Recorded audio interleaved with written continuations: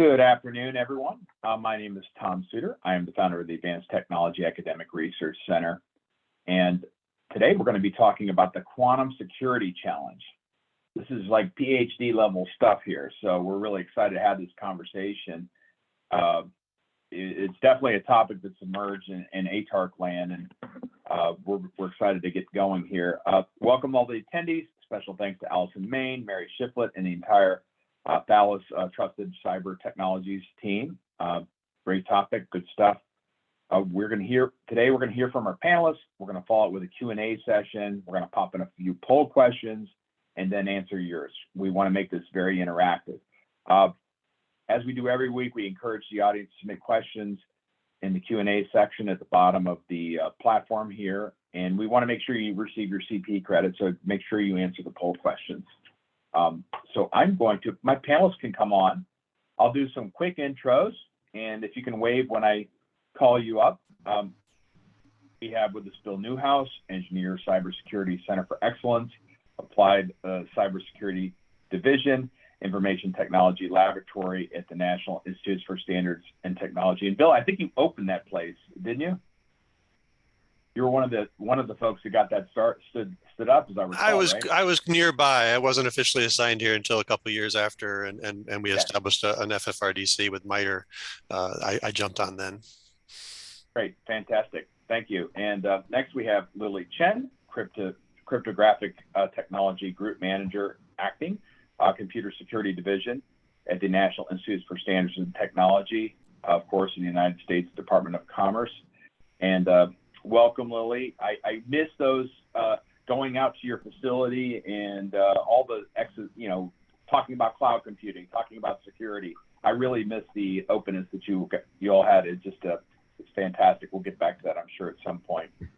And next we have Chris Christ, who is Chief of Cybersecurity and Development Command, Control and Communications and Cyber Systems at U.S. Transportation Command at the United States Department of Defense. Welcome, Chris. See ya. And last but not least, we have Bill Becker, Chief Technology Officer at Thales TCT, Trusted Cyber Technologies. Welcome, Bill. Thanks, Tom. And this is a very timely conversation. We're going to send this out to everybody, but just a couple hours before we even started, CISA came out with some guidance that was reported in GovExec, I believe. And we'll send that out to you about preparing critical infrastructure for post-quantum cryptography. So I haven't had a chance to do this deep digest on it, but it seems like we're very on point today. And maybe we can start off with you, Bill, just your perspectives at the NCCOE about this upcoming threat, and maybe kind of contextualize it for some of the folks that are just kind of learning about quantum right now. Yeah, and you kind of tipped the whole thing off by saying, this is PhD level stuff, and there's a foundation that requires some of that kind of knowledge to talk about cryptography and cryptographic algorithms. But the risk part of it is a conversation, and the CISA brief thing you described is really saying, hey, everybody, there's a worry coming, that there's the potential for a cryptographically relevant quantum computer to be developed. That set of terms means that a quantum computer will have the ability potentially, if realized, to break our public key encryption algorithms. And so that means we need to figure out where we're using them and what we're protecting with them and how we're using them, so that when that computer exists, the threat of those being broken is gone, because we've introduced new algorithms that are post-quantum cryptographic algorithms. So at the center, my work is really jumping on top of what Lily Chen and her colleagues have been developing with the standardization process. They're working towards selection of algorithms. We're working towards preparing you for that final selection and the standardization of those algorithms, so you can get them in place and start to use them and understand that challenge. So trying to avoid doing fear, uncertainty, and doubt, FUD, but turn it into, hey, this is something you need to prepare for. And analogistically, we talk about this. People talk about getting ready for Y2K. Well, now we need to get ready for that cryptographically relevant quantum computer. Over. Thank you, Bill. Next, we'll go with you, Lily. Hello. Bill said that this is a PhD level problem, and yes, the mathematics problem is indeed PhD problem. Right now, the situation is that the public key cryptography has been used everywhere for internet security, for application security, for the trusted platform, everywhere.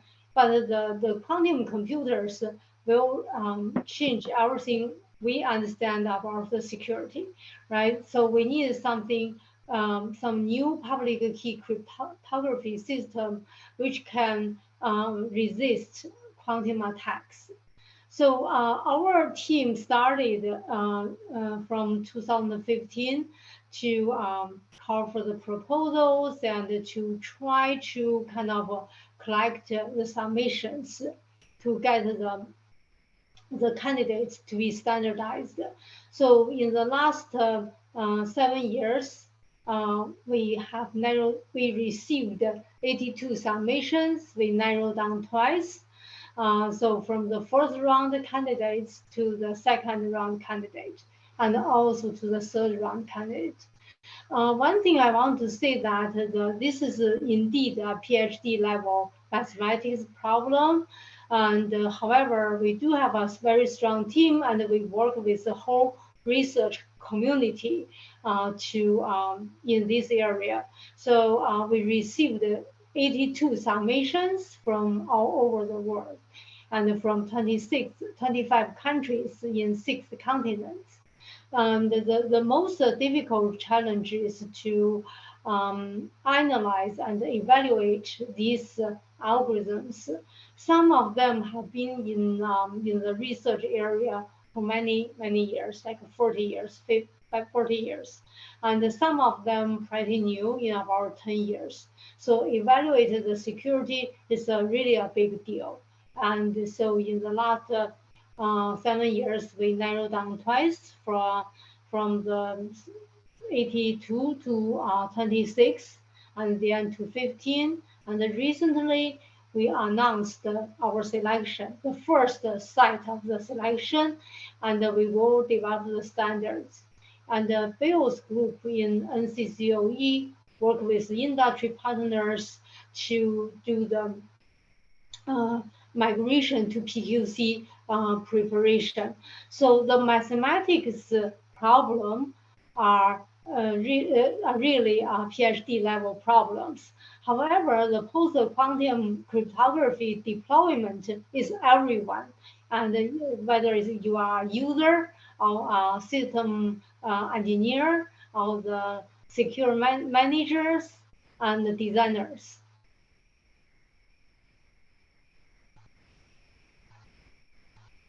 Thank you. Sorry, I just got my audio back. Sorry about that. Can everybody hear me? Yep. That was fantastic. Next, we have Chris. And Chris is, he doesn't have his PhD yet, but he's working on it. But Chris is here because I consider him the folks. He's in the front lines. He's dealing with policies all the time. He's not working on the quantum. He's not like cracking quantum right now, but I really wanted him as the voice of the people that are, most of the people tuned in, your government folks, you're dealing with all these policies coming in, and it would be great to really get your perspective, Chris, on here's another challenge rolling your way and that you have to prepare for in the future. Yeah, for sure. Thank you so much, Tom. And so that's exactly how I feel in this situation. I think when I originally saw this, I certainly was interested in what's going on in this realm because, you know, I think perhaps as a lot of people out there may feel, there are plenty of things that we're trying to push forward with, you know, the government, you know, whether you're you know, in the federal government or the part of the Department of Defense or what have you. You know, for many years now, we've been trying to move away, for example, from waterfall methodologies in terms of development practices to more agile and trying to get to a DevSecOps methodology and try to, you know, move towards platform as a service capabilities and things like that. And then we try to add in some additional things like, you know, the zero trust, you know, trying to incorporate those 7 pillars of zero trust, which was an executive order by our presidents, and also trying to improve other things like the risk management framework on our programs and things like that, right? So we continue to try to do these things. And here at Transcom, we have a ton of different programs, a ton of different contractors and developers that are trying to make these things happen, and on top of cloud migration, by the way. And so it's a lot. And so when something like this comes up, I certainly don't want to view it as just another thing we have to be worried about. It certainly is important. But yeah, I'm here to discuss, our concerns around, hey, we're already working these things. We're trying to be modern. We're trying to be agile. So how do we include things like this into the conversation, right? And so that's why I'm here. And I hope that a lot of people out there can relate to that. Yeah. And yes, thank you so much for that. And Chris is actually working on his PhD too. So, you'll be figuring out quantum with the rest of these folks on the call in a minute. Sure. Months, right? And Bill, love to hear your perspectives. You see things across government. You see these macro trends. Welcome. And where are you out of today? Just in Maryland, north of Baltimore. So, okay, great. Talos TCT works primarily with the government, but we've got our sibling organizations that kind of work globally. So I can hopefully represent them a little bit as well. So, fantastic. From our perspective, right, a lot of it is about, we talk about the threat, and we'll go through that a lot today. But one thing we have to remember is that we can't panic, right? Yeah, there's a lot of work to do, and we've got another, dynamic or another vector to throw on Chris's plate with all the other stuff he's doing, right? But and there's a lot of work that has to be done. But you can go about it in a systematic way, and I think we'll cover that a little bit today. And it's important. There's a lot of risk, but we don't have to panic. We just have to take it, starting with sessions like this and things that came out from DHS and CISA and others. Need to take a systematic approach to solving the problem. Great. Well, one of my questions is quantum is coming. I guess we're taking off Game of Thrones, where you're always preparing for the winter that's eventually going to come, and then one day it comes, right? So maybe we can talk a little bit about some of the advantages that we're going to have with quantum, just to get things started, because it's not all bad, right? And some of the things that we can work on that. Maybe we'll start off with you, Bill. Just some of the things that researchers are looking at, how this is going to improve our lives. I'm going to, Bill, race you to it. Which Bill? Go with TCT? Oh, okay. Well, let's just start off with you, Bill Newhouse. Sorry. Okay. We'll get to Mr. Becker in a minute. There was a White House memorandum on enhancing the nation's national quantum, and it created a national quantum initiative and an advisory committee and all this stuff. And it included some recommendations and some actions. And one of them was that NIST should stand up an effort to talk about this migration to post-quantum cryptographic algorithms. So, the positive is the work is happening. The positive is that there are realizable algorithms that are still being standardized that we can start to point towards. And then just quantum computing in itself offers a lot of advantages potentially. And that what we've found is that industry, I'm the financial sector services lead here at the center, which means if I can help design and build something here that shows that sector some more, ability to make progress towards reducing cybersecurity risk, I'm looking for that kind of work. Well, they came to us to talk about this problem space a couple of years ago, and they've started their own groups within that sector. Big companies have started their own quantum working groups to build quantum computers to do their normal business processes, to enhance their business processes. So there's a lot to be gained from the space. I'm not a quantum physicist who understands all this stuff, but it's being looked at by physicists who work for those organizations. So in that sense, there's a lot of positive, great science and great activities that can happen from these devices as well. Great. And Bill Becker, I'll let you finish up since you're in the industry and you were looking at all these different use cases.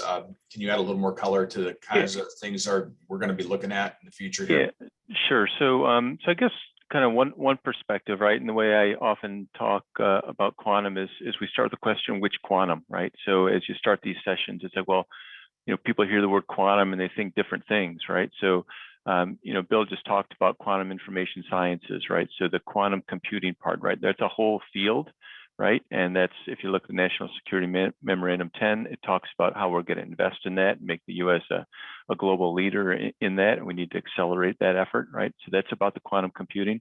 But there's other areas of quantum physics and quantum computing related, such as quantum random number generators, right? So that's a different aspect of quantum, as is quantum key distribution.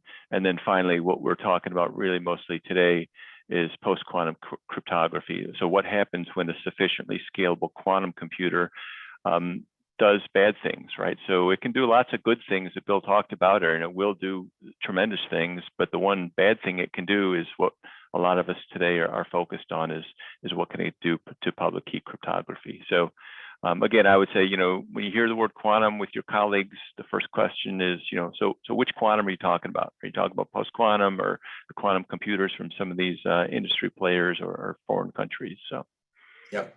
And Lily, we'll go with you. Let discuss a little bit more detail about some of the risks that quantum computers pose, if you don't mind.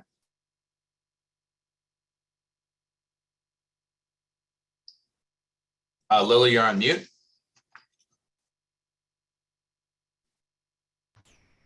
Sorry. A few months ago, I gave a talk at a conference. The title is, that is UK Economist Conference. They call the title is From the Qubits to Profits.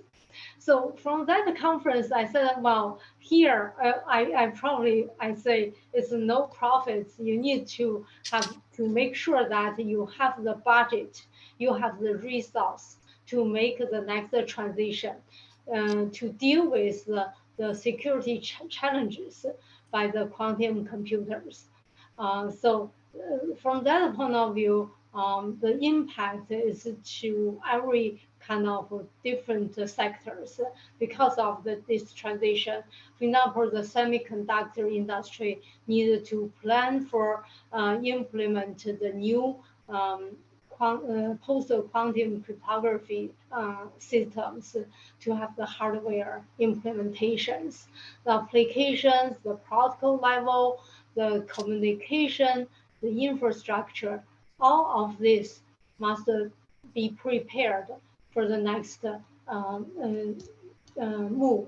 And also for the users, for the government users, need to prepare for the budget cycle to update the equipment and to find out where the data stored and protected by today's cryptography. So this is a whole kind of procedure will involve by everyone, from the academic to industry and also to the government. Yep, thank you for that. And next, I'm just thinking, Chris kind of laid out some of the issues that he has when he's trying to do the right thing. He's got a risk management framework. He's got the White House executive order on cybersecurity. What can the folks do now to help them prepare for the future, rather than let's wait 5 years, 10 years, and then we're, D-Day happens, and now everything has been penetrated. Maybe we'll start off with you, Bill.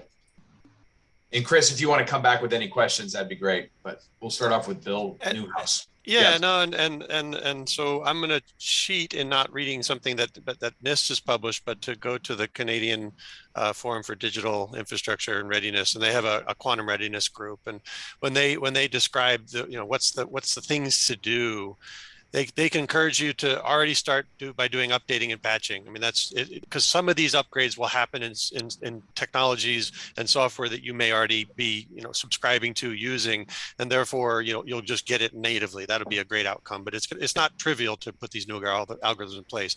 That you start asking your vendors that they're using standardized validated cryptography, and validated is a specific thing that NIST and is part of with other nations to have testing laboratories, and to say, hey, these algorithms have been approved by those private testing laboratories running tests that have been designed through an international consortium, including NIST. And Lily, you can fix my language on that one, but there's going to be a tendency for people to run towards these new algorithms, and yet they aren't validated. They're still theorized and being implemented. So that's an area to think about. But asking your vendors about how they plan to approach that. Then the whole idea of what do you have that's sensitive, that's being protected today. So there's a research on the risk of how you protect things with these vulnerable algorithms today. I mean, they're not vulnerable yet, but when there's a cryptographically relevant computer, you will have algorithms that can be exploited cryptographically, therefore know what you have and what you're protecting and how you're using it and for what processes. So there's a whole lot of just housekeeping you can do today to prepare yourself, and then asking all your vendors, what are they going to be doing to get quantum safe for you? And a lot of these people on this call will not need to ask too many specific questions. If they've already got a vendor and a supplier, just ask that question. What are you doing to get us ready for post-quantum, the use of post-quantum cryptographic algorithms? And I'll stop there. We're going to be doing it. Well, I said I'd stop there. I'll come back to what we're going to be doing at the center in those spaces. So thanks. Great. And Chris, it sounds like a little bit, well, you got to do some of the things that you're already doing, right? With the SBOM and. Yeah. So I appreciate that. There were two things that Bill was touching on there that made me think of maybe what a lot of folks out there are going through. You brought up the algorithms, but how, people may be ready to take on those new algorithms, but you certainly would want them to be vetted or go through some process.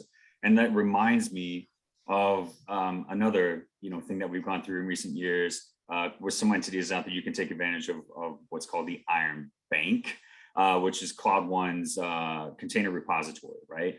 You can pull those containers and use them in your environment. It's such a great idea and such a great process. But if you are not ready to take advantage of those containers, meaning that you are not modernized enough, you haven't refactored your applications enough to do it, there's nothing that doesn't help you, right? So I think when it comes to this and what we're talking about, we certainly need to ensure that our programs and that our infrastructure, all these things are, that we're ready to go, that we're ready to incorporate these newer,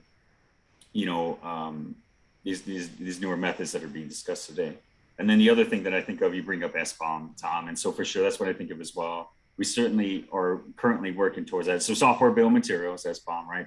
To have a better idea of what's in our software supply chain. What is it that we're using? What libraries are we relying on? What software components, what dependencies, what suppliers, what vendors are we working with, the licenses that we have, all of that is certainly something that we're digging into now to have a better understanding of what it is that we're currently using. Great, thank you. Bill Becker.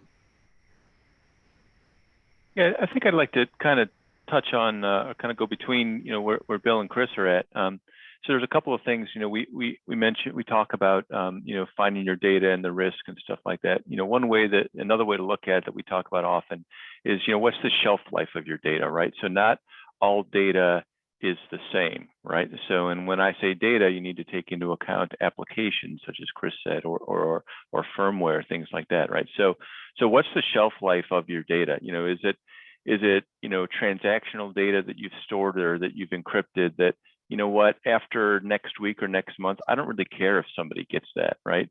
Or is it stuff that you need to have for a couple of years, credit card, bank information? Is that type of data, is it need to be secured for a couple of years? Or is it longer term data, such as national security secrets or DNA data that's, that needs to be secured for your lifetime, right? So each piece of data has a shelf life, right? So you need to analyze, what data you're worried about, right? And then also the value of that data. Certain data has higher value than others, right? So you need to kind of put some kind of a risk assessment on both the shelf life of that data and also the value of that data, right? And that's kind of one area where you can start to focus, right?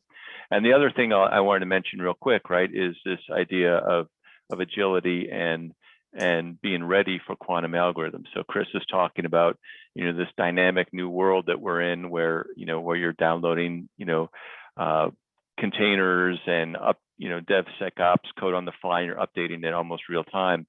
And then you read the other extreme, like the stuff that came out from CISA, and they're talking about industrial control systems that take years and years to redeploy new hardware.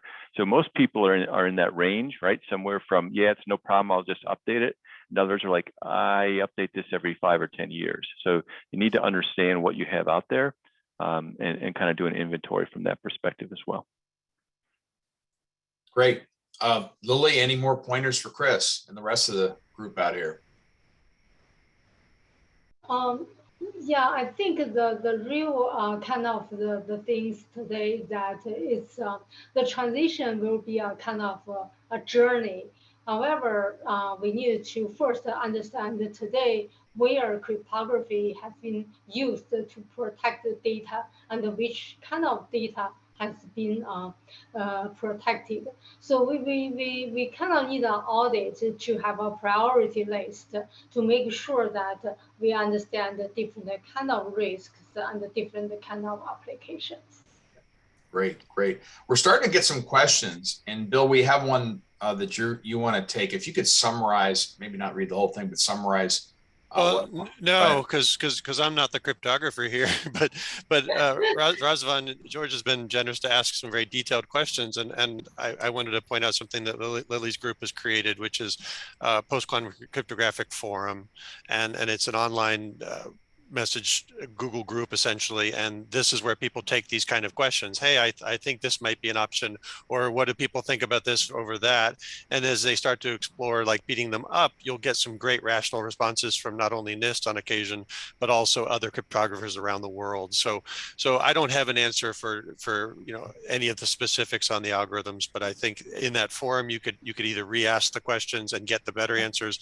Lily might want to take a few of these on. I don't know. These are pretty detailed. So yeah, so that's why I wanted to go with that, just to point out this forum exists, and I put that answer into one of the online ones for everybody to see, and I can't see it from my vantage point, but I added the link. Yeah, we've got some pretty technical questions. Maybe yeah. Lily, you want to? I don't know. Maybe we can take these offline and deal directly, unless you want to answer it. Go ahead. Right. So if that question, those questions have a common interest, it will be good. I can explain in a high level. Go ahead. If we have further questions, I can reply offline. So the first question, because I can see that from top to the bottom, the first question sounds like what is the difference between the four selected algorithm with what we already used in the TLS SSL?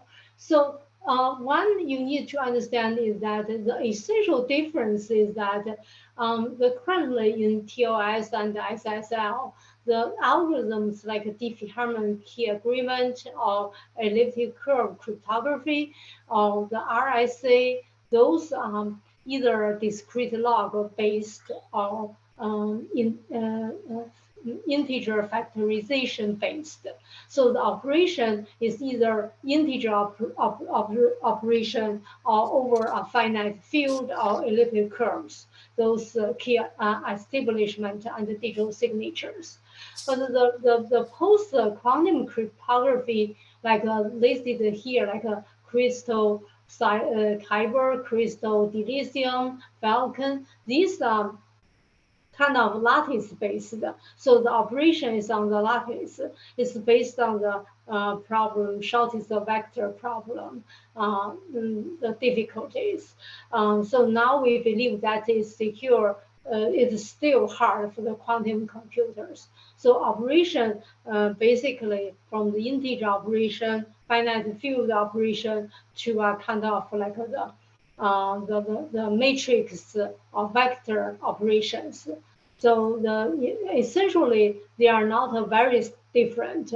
They are similar, right? So you have in the future people will develop the hardware, software kind of source code to implement the same way as we implement the TLS today. So that's the question. Right. So I don't know if you want me to go to further on something. The second question, actually, I don't quite understand. If we can break today computational lattices with our regular computers, why should we even consider quantum as a threat? Well, the problem is that currently we cannot use the classical computers, the computer today, to find, for example, like a shortest vector problem in the lattice. So I don't know where this question come from. Yeah, how about we take them offline and we'll see if we can get some clarification from the individual, and I think that might be better. It's kind of like next level stuff. I don't understand it. It could be, I almost feel like it's taken out of Star Wars. It's like just a little above my pay grade. So we do have to get to the poll questions, which I tend to get lost in the conversation, and we need to get these going. So if we can go to the first poll question. All right. How concerned are you about the security risks posed by quantum computers? So here we go. It's calculating in front of me, but I don't think we can answer them. So can we see the results? I think we've had enough time. Our audience is quick on the trigger. They're typically do things quickly. Can you pull that up, Wyatt? Okay. I guess that's why they're here. So that's good. I think that's pretty decent. Can we go to the next one? All right. Can everybody see this? Okay, there you go. How far along are you with post-quantum crypto strategy? So answer that one quickly and we'll get that going. I'm kind of interested to see about this. All right. Team, do we have a quorum here? All right, let's see the results. There we go.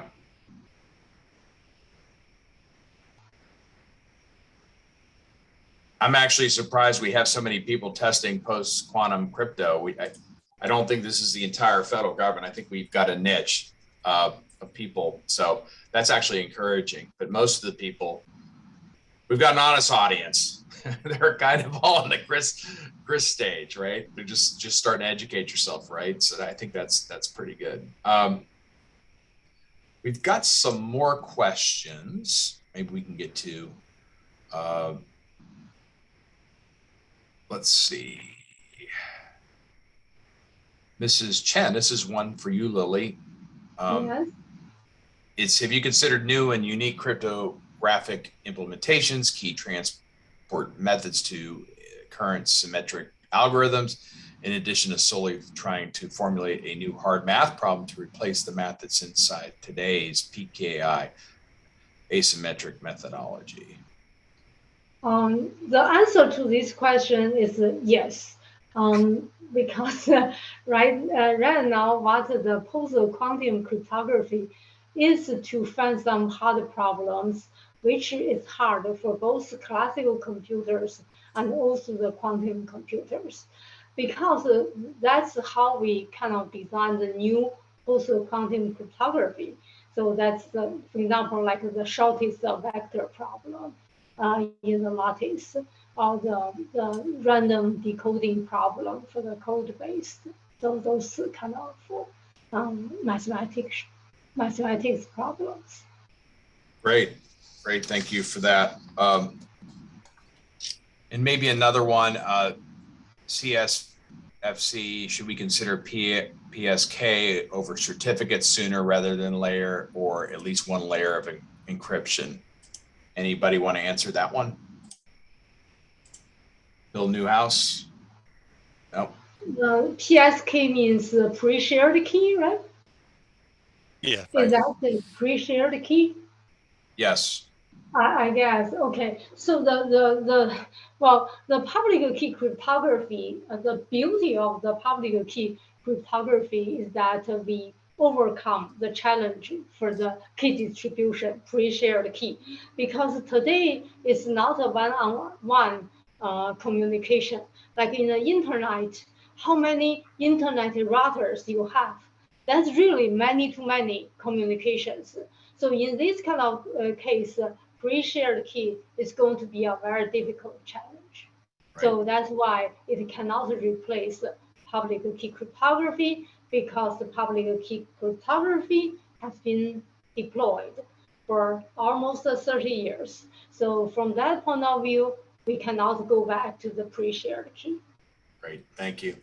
I got it. Somebody asked an interesting question. I don't attribute folks, but are blockchain systems any more quantum resistant than the current encryption techniques? Bill, can I throw that one at you? It's research I need to catch up on. I'll probably have to pass it back to Lily. It's that extra people want to know. Yeah, it's a question I've seen asked before, and yeah, I'll pass it back to anybody else who wants to touch upon it. Anybody want to give that a shot? Go ahead, Lily. What is the question? Can you show that question? I didn't see it. Well, it's around blockchain. So I create this blockchain system. Is it going to be any more quantum resistant than any other system? Not necessarily, because as far as my understanding about the blockchain uses the hash functions that considered as symmetrical key based. The quantum speed up is not that it's not like that catastrophic kind of broken, and so you can still use today's hash function. Another is digital signatures. You can just use the post-quantum digital signatures. So I don't see any big difference between the blockchain and the other applications. So all that Bitcoin everybody's invested in on this call, it's like vulnerable, is it? And Bill, I know you're dealing with the financial sector. Is that kind of like concerning from the financial sector? I think as the financial sector thinks about this, eventually speed is, I mean, not eventually, it is always one of the biggest considerations for the kind of work and the kind of communications they have within the sector. And so, you know, thinking about Bill Becker and Thales and the high-speed modules and the implementation potential on newer technologies that could enable this, that's going to be something that Bill and Thales TCT is a partner with us, a collaborator in our consortium on our migration project, and we've got a couple other vendors who've signed up through a process we started last summer. And with those groups, we're going to do discovery. We already talked about that, but discovery is going to be interesting because it's a modernization effort. It's where Chris cares about is that what am I doing today, and how do I support it, and people will be surprised at the algorithms they're using, and crypto modernization is just an angle there.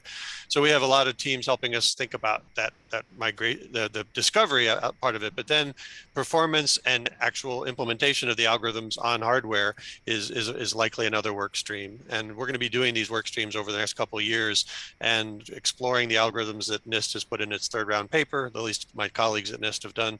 And then as the fourth round occurs and that paper comes out the following, next year, those algorithms will be explored for the use cases they can support. So we're going to be listening for the use cases at that high level. What are people really worried about? And it comes back to Bill saying earlier, risk, being able to identify, assess where you need to worry first is going to be super important. Yeah. So is this part of your migration to post-quantum cryptography? Yeah, we're going to have work streams, and we'll be publishing guidance, and we'll be publishing results that show people, hey, if you run these kind of tools, these are the things you can learn, and give them that start into this space. There's a few questions on like, hey, what do I do now? What do I do now? And I used in one answer the Canadian guidance that said, stage 0 is prepare and stage 1 is discover. And it's like, oh, run with those scissors as much as you can. That's still frustrating because the algorithms aren't validated and internationally standardized. So keep track of what the IETF is doing in the international space. So I'll let others jump in. Yeah, and Bill, I know you're on the industry side of that collaboration. How's it going from your perspective as industry? Yeah, so it's an interesting thing, right? Like you said, people, there's a certain group of people that certainly have high risk data and they want to move quickly. The question about CSFC, do we need to go to pre-shared key versus certificates, right? So if you're in a high risk scenario, right, and if you look at the NSM guidance, NSM 10, it basically says, you can't deploy anything until it's standard, but it also says it says you should start testing now with prototypes, right? So there's things you can do, yeah, not everything is finalized, but if you've got a crypto agile application or even hardware, firmware, it can usually be updated. So you talk to your vendor, right? They probably have, or they may have, a prototype that you can test with to understand the impact of the network. Like, let's talk about high-speed encryption, right, or something like that, right? So in the end, right? What's really used is, the public keys are only used for the key establishment, right? Once the keys are established, you're doing symmetric cryptography. So there's no real impact on performance once you get past the initial stage, right? So that's a case where you could actually test, like with a prototype, or what we call hybrid, right? Where a hybrid is actually a combination of classic public key crypto plus new quantum resistant, right? And you combine those, right? So you're still compliant because you have the the NIST established, let's say RSA or ECC algorithm, right? But you've got another one, like the lithium that you're using, right? And you combine those, and it's not broken, right? So you don't have to move whole hog over to the new one, right? You can work in this hybrid environment and assess the impact on your data or on your network, and also secure that highly sensitive data. Great, thank you. We got a question concerning systems being designed and developed for the long shelf life data at rest. Is there any pre-2024 recommendation that you should be added to the current requirements, or should one rather factor in the future migration and wait for the release? So, I mean, census data you've got to keep it for 70 years or whatever, anybody want to take that one on? As you do the discovery, and as you think about the things you're protecting, if you can, between now and 2024, figure out what your high value assets are. Most organizations should have a pretty good sense of that. Then you can ask yourself, how am I protecting it today? Is there a way to make further, using today's cryptography, symmetric options and others? That's all I can think of right off the top of my head, because I'm not the cryptographer. But if you can improve, add bits to the key length and things you're doing now, when there's a cryptographically relevant quantum computer, my sense is that they're going to it's not going to be trivial to decide to go after you. So if you make it a little more complicated and you advance to the best protections today, you're probably doing some good things. Now that's not free, so you have to decide how much investment to make there, and I can't work that out for you, obviously, but that's my only. Yeah, that's what I have. Infamous cost benefit analysis. Bill Becker? Yeah, so I guess the one thing I would add to that, right, is understand what tool or utility or application or vendor's product you're using to protect that data, right? And make sure that product is crypto agile, and talk to that vendor, right? So that when the standards are out, or if they've got a pre-release version you can test, right? You can start using it and be prepared, right? Last thing you want is, it's not all about the standards, it's about the implementations, right? And Chris talked about SBOMs and things like that. If you're using some obscure library that has no plans whatsoever to implement post-quantum cryptography, 2024 doesn't do you any good, because they might not implement something until 2028, right? Whereas if the implementation you're using is crypto agile and will update, right? Maybe when the standards are available, it's like that. They just do a firmware update or a software download, and you can immediately transition to that new algorithm, or like I said, use a hybrid algorithm ahead of time. So it's really about preparing and making sure you're ready, as stuff comes out. Great. Another question. AES 256 is quantum resistant. I don't even know if that's a true statement, but a reason we can't simply move everything that while standards are being worked out. Lily, you want to do that? I figured that was you. Yeah, so the AES 256, yes, to our best understanding, it is quantum resistant. However, this is a symmetric key-based encryption algorithm, and you still need something like a public key cryptography to distribute the keys, to establish the keys between the different client and the server, and between the different internet routers. So that cannot be replaced. That cannot solve the post-quantum problem. Great, thank you. Let's go to the final poll question. I deal with a lot of government. I really care what they think, and I don't want to get on their bad side, but you never want to be on the bad side of the CPE authority, or if you lose that, it's really bad. So I know that we have to ask these poll questions. And we're going to talk about crypto agility. It's not about quantum. It's about being able to face the reality that all algorithms fail with time. If everybody can answer that one, that would be great. Okay, give that us a second. Two-parters. You need 2 trues and 2 falses to give me Yeah. all my options here. Yes. Sorry, You need to fancy have- baseball. I like to beat up the questions rather than answer them. Yes, that's definitely the case. What do we have, team? Survey says. Okay. We got a pretty sharp crew out there. I think I agreed with that. So I don't know. Any comments on that? Is that what we expect? Yeah, I mean, it shows readiness. I mean, or at least mental, that they're, people are ready to take the mental model to shift to this concern space. That's why they're here.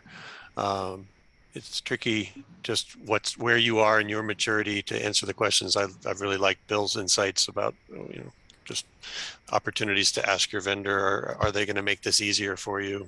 And that's kind of cool. And from looking at Chris, DevSecOps, we've got ways to hash and describe that the software you're going to get is the software you want to get, and being able to get this system to replace those systems at some point will be valuable, and having the system that you can trust as you move forward is going to be cool. You didn't ask me for the summary, Tom, but I just did it anyway. Yeah, no, keep going. This is a freewheeling one here, so we're okay with that. Let's. Is there some other things? Okay, you're Chris. We've got him on the couch, and we've got all these counselors telling him, what he needs to do. Is there other things that we should be doing? Any other good advice that we can give to Chris and the folks in the audience that's going to help them prepare and make it, allow them to use crypto agility down the road, right, and be ready. Maybe we'll start off with you, Lily. Any other things that you would do if you were Chris? Well, I think if I were Chris, then really it's kind of depends on which level I'm working on. If I'm in the hardware level, for the chip designers, they need to prepare for the hardware to make sure that they can support multiple algorithms in one chip site. For the protocol designers, they need to accommodate the cipher suite negotiation. So make sure that Alice and Bob will have a common crypto to talk to each other. And for the applications, that probably should be prepared for the different kind of algorithms and to implement new algorithms in the software and to make sure that your application can be protected. Great. Bill Becker, I know you got it. Yeah, so there's kind of a couple different ways to answer that, right? If you're given advice, right? So at the low level, right? I talked about the data, but in your DevSecOps world, we talked about updating. There's this extra layer of real technical stuff, right? Yeah, it's crypto agile, and I can update my firmware, right? But how are you signing that firmware? How is that firmware protected? It's a chicken or an egg thing, right? If you're using public key cryptography to update your crypto algorithms, kind of what does that mean, right? So there's this another layer of depth that you can dig into, but I can go back the other direction too, and a lot of people on this call, right, need to talk to their CISO and their executives, whether it's the boardroom or wherever, right, and make sure that there's some level of at least high level understanding of what's going on here, right? Because in the end, there's people that are going to control the budgets and control the roadmaps and control the time frames and stuff like that. And if they have no idea, what we're up against, it's going to be Y2K before we know it, right? And we're going to be in a bit of a scramble, right? So there's a lot of education internally, I think, between Mr. Newhouse and Lily and others, right? There's a lot of communication and education and outreach that's going on, but you can always propagate it up the chain. Maybe it's an internal webinar or a lunch and learn or a discussion with someone or a summary or something like that. Just do some basic education and get the momentum behind it. Great. Bill Newhouse. Yeah, at the center, we're an applied cybersecurity center. So what we produce in publications, NIST publications, will go out as drafts, and we'll be accepting public comment. And I do want to charge everybody here who ask good questions and who are listening to us to, if it catches your eye that we published it and you look through it and you still say, I don't know what to do next, please offer those comments, because we're trying to tell you what some of the things you can do next are. And we also want to know who are the people who are doing that, because NIST has a responsibility in a workforce framework for cybersecurity, and in that vein, being able to describe what kind of skills and knowledge and the tasks they're involved in here will be important. We'll be saying what the tasks are, but are they captured elsewhere so that you can then prepare your teams to do this stuff? So it's a bit of a, I'm going to be learning from the experts, from the collaborators who we work with. I'm always learning from Lily and her colleagues. And as we publish stuff, we ought to be saying something clearly that says, hey, yes, AES 256 works, but symmetric is hard because you have to do these other things. So this is why we're still talking about this use of asymmetric encryption, and really give people where they, you are here when they're walking around at the mall. Right. So Chris, you're taking this all in. Any highlights, any takeaways you think you might take back? Any other questions you might have? Yeah, so I mean, I hope that this was really helpful for a lot of folks who come in here and listen to this. And if you dig into this and do a little bit of research on your own, I hope that what you'll find, or maybe something that you can relate to, I'll just provide a basic example. If you go to a contractor, if you go to a developer, if you go to that technical expert, whoever it is that's maintaining your cloud environment or your application, so forth, and you say, hey, we need to make a change because of some vulnerability that we found.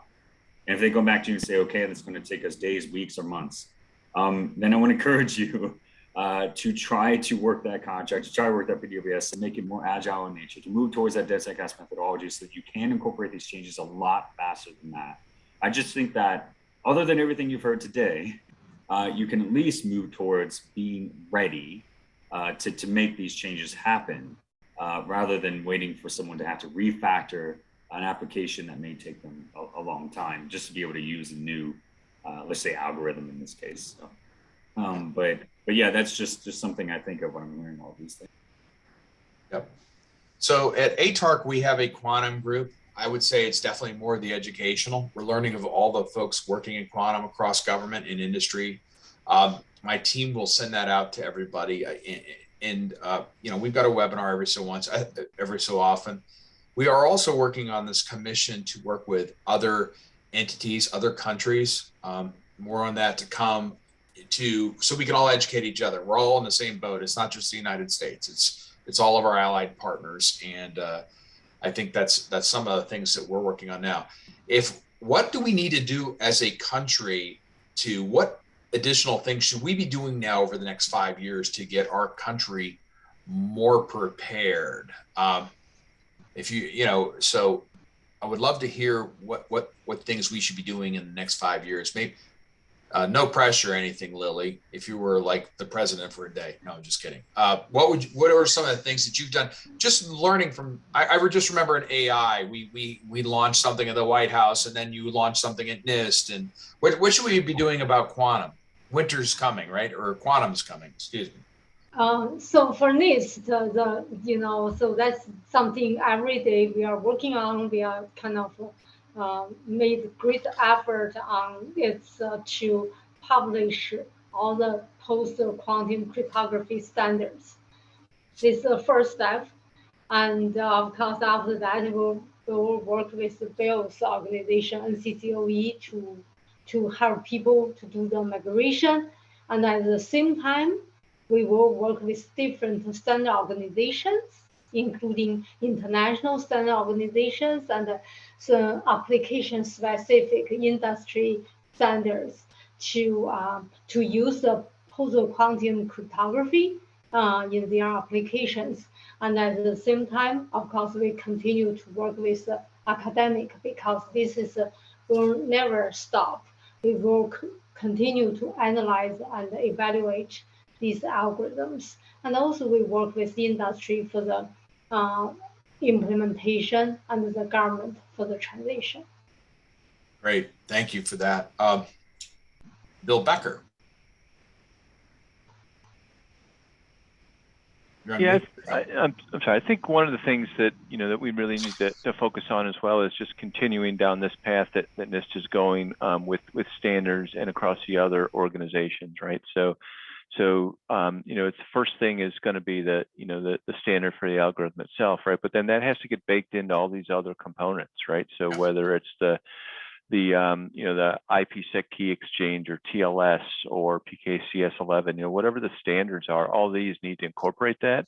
And then there needs to be a level of interoperability, right? And testing and stuff like that needs to take place. So there's a good amount of technical detailed work that still needs to be accomplished and needs to be done kind of in a cohesive fashion. So I'm glad that we have things like NCCOE where people are collaborating on it, right? Because without this level of collaboration, we're going to have these different islands of cryptography and islands of standards and stuff, and it needs to kind of all come together to make it work. Yeah, you need to have the Lord of the Rings to pull it all together. Another fantasy I had to throw out there. I'm a sucker for that too. Bill Newhouse.